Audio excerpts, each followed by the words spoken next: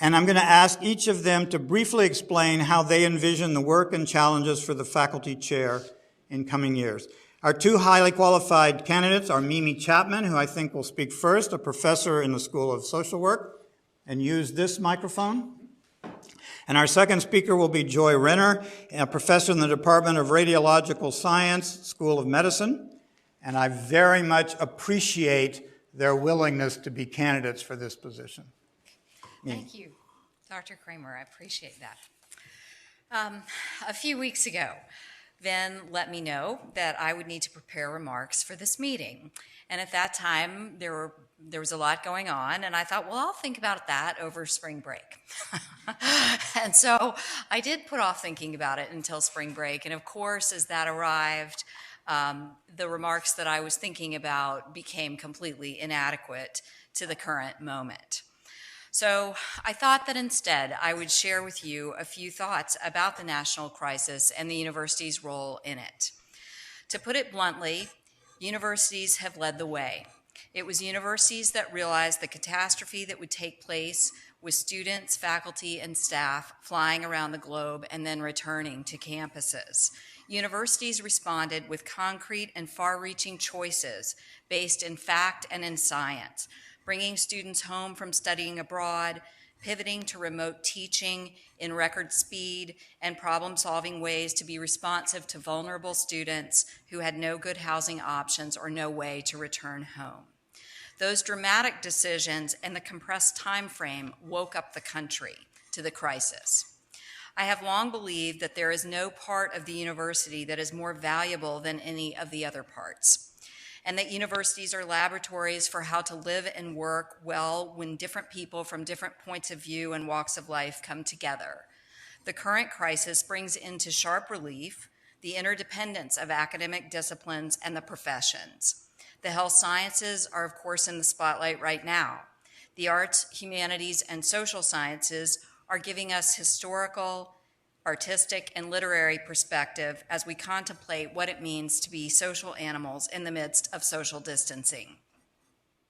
Law and government speak to the need for structures by which to make difficult decisions and ways in which government can and should lead in a crisis.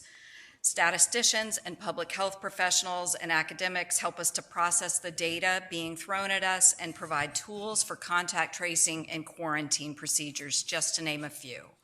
And journalists committed to the truth are keeping us informed about changing circumstances and bringing critical analysis to the facts. My profession of social work is a boundary-spanning profession, a profession that brings people together to work to solve problems and to create and test social interventions. We believe in the ability of communities, those that are highly recognized and those that are, and perhaps more importantly, those that are highly marginalized, to find solutions that work for pressing problems. And in social work, there are foundational skills upon which every aspect of our work rests. It is those skills that I think will make me an effective chair of the faculty. Those skills are deep, careful, and empathic listening, tolerance and acknowledgement of strong emotions, careful observation and advocacy that gives voice to stories and points of view that have been overlooked or discounted. Indeed, in the roles I've played in faculty governance, those are the qualities I've sought to bring to the table. I've chaired both the Faculty Grievance and the Faculty Hearings Committee, two places in which very sensitive situations are considered. I believe I was successful in those roles because of the qualities I mentioned, but more importantly because of you, colleagues from schools and disciplines across the campus that brought your own points of view and ways of looking at the world to the table to consider high stakes, emotionally charged, challenging situations. I have served on the Faculty Executive Committee and currently on the Appointments, Promotions, and Tenure Committee. Each of these serve as microcosms of the larger university, places where many different perspectives come together to arrive at strong decisions. To be elected faculty chair would be an incredible honor for me. For anyone elected to such a role, there will be a learning curve, and I will surely not do everything perfectly. But I commit that I will listen deeply to different points of view, give voice to issues that are important to the faculty.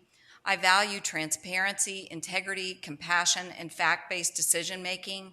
I will bring those values to this work and will ask you to hold me accountable if I don't.